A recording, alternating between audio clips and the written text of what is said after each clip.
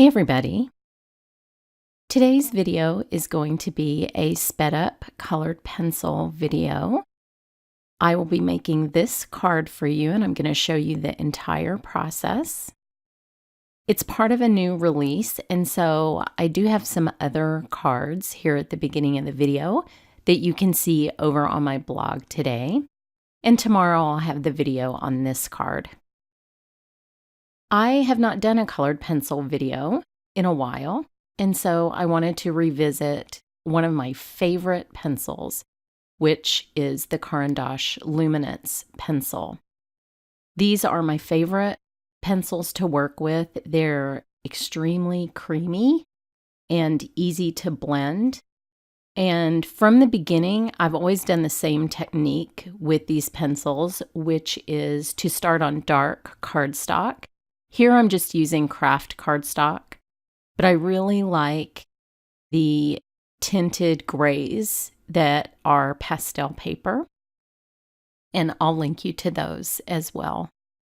But I find that starting on dark cardstock with these, starting with a layer of white, and then adding color and going back and blending with white makes the projects just shine. They really are luminous. They look like there's light coming out of the images, and it's just my favorite technique.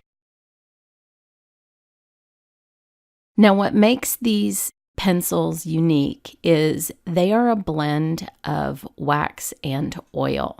So a lot of colored pencils that you're used to working with are wax-based pencils. And so you have to develop a certain coloring style with those. But the oil in Luminance pencils are what makes them creamy and more like a pastel. And for me, I am by no means a colored pencil expert. They are just easier to blend for me, and I don't get that waxy sheen, which is called a bloom when you're working with wax-based pencils. And I seem to be able to work with these a lot longer. Now, these pencils are available in open stock, and they are not cheap. So you might want to, if you want to try these, try just buying a couple pencils. I would definitely buy multiples of the white.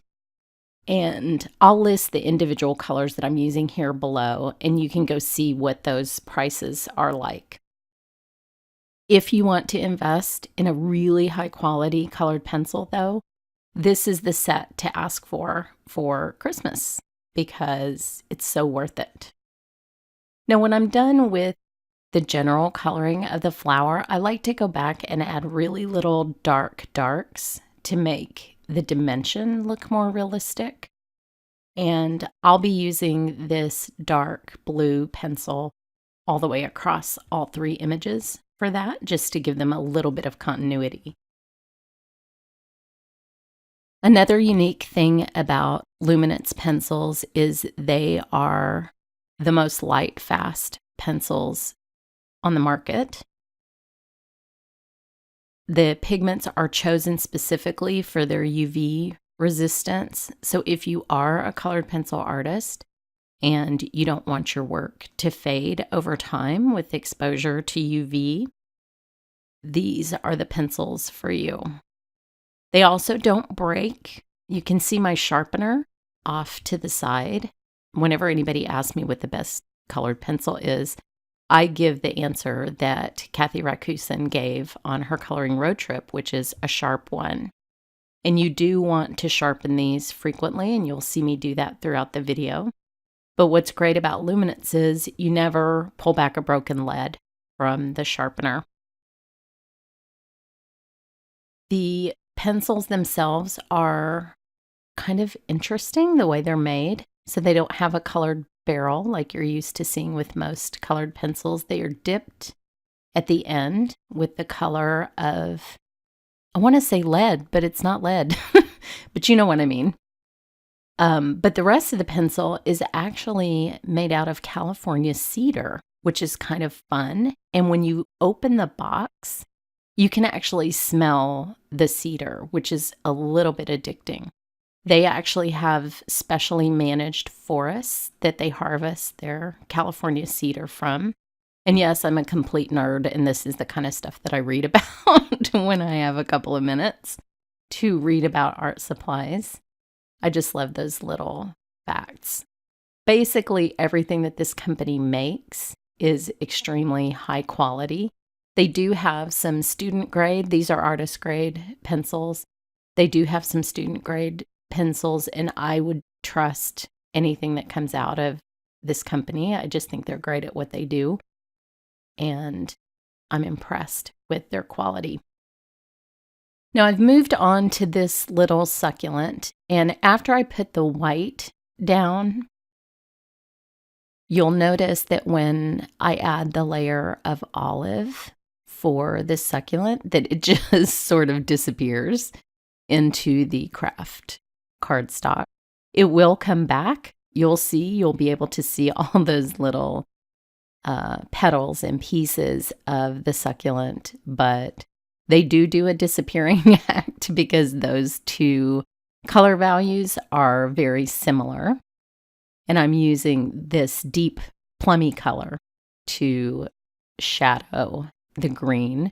And I'm actually going to leave, you'll see that I did this on the flower over on the right as well. I'm going to leave some pure white highlights. And where the petals are folded back, so you're seeing the inside, which is what I'm coloring green. And then where you're seeing the outside of that petal, where the light would be hitting it, I'm leaving that green. I'm speeding this up even a little bit more because you've sort of seen my process now. Start with white, add color, blend with white, add shading, blend with color, and then a final application of white. Those are basically the steps that I do every time.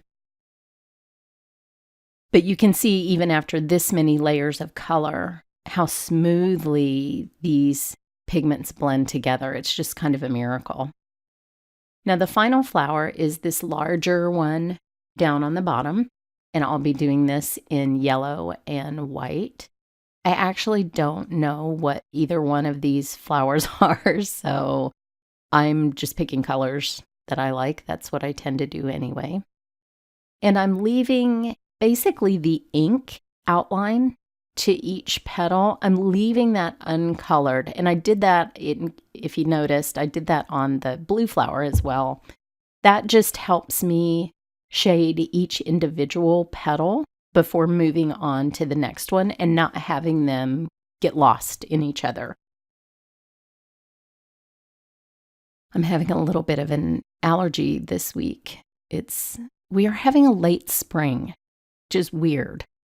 It's very cool. It's been very, very uncharacteristically cool and rainy this year. And so things are growing that shouldn't be growing right now. Like everything should be dead because it should be 9,000 degrees, but it's not 9,000 degrees yet. And that's our version of winter. Like we like it when it's so hot that everything dies because then we're not sneezing and coughing and getting bitten by things, which that's actually a lie. We're always getting bitten by things.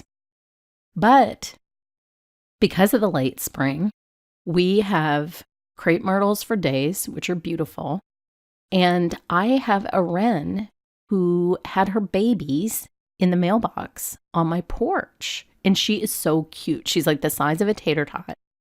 And so the babies are so tiny, I can't even come up with a word for how small they are. And when we open the front door, she flies off and she goes and sits in a tree that's near our front door and she squawks at me. Now, she's not very scary because she's the size of a tater tot, but she lets me know that I need to stay away from her babies. And it's really cute. And I've also seen her husband because the pair will feed them together. And that's kind of fun. But it's a little late for babies on the porch. So the weather has affected everybody, not just my voice. There is some foliage. I know it's hard to see on this cardstock because I used amalgam ink in a very light color. But there's some foliage and some little dots. And I'm going to do the same thing here. Start with white for these little accents, and I'll actually leave the dots white. I think they're really cute like that.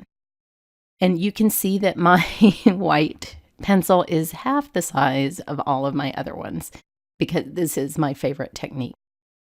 I will leave some white highlights on these leaves. I think it'll make them a little bit more interesting. They won't be super realistic, but they need a little definition back there in the background.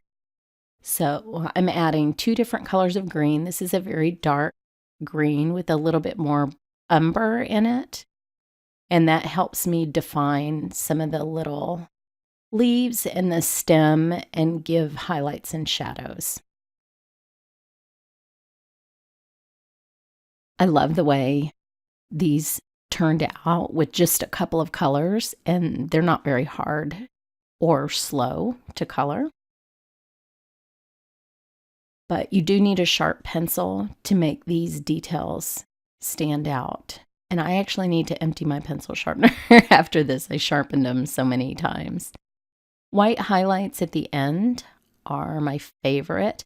This is the first time when I'm coloring that I actually use, and I need to sharpen my pencil, that I actually use pressure. So throughout this entire project, I had a very, very light touch.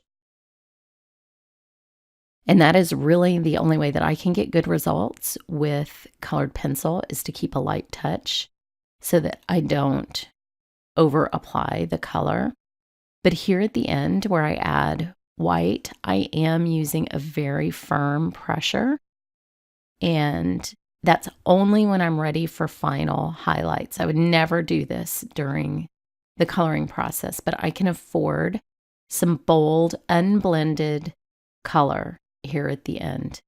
And I like to always finish with white. So that's just my personal coloring style. I'm not telling you what to do, but it's what works for me. And this was very fun to color and ends up making a very pretty little card. So head over to my blog today for information about this project and the others, the cute little toucan, this that I will have a video for tomorrow, and an adorable new turnabout and some great word dies. Thanks so much for watching.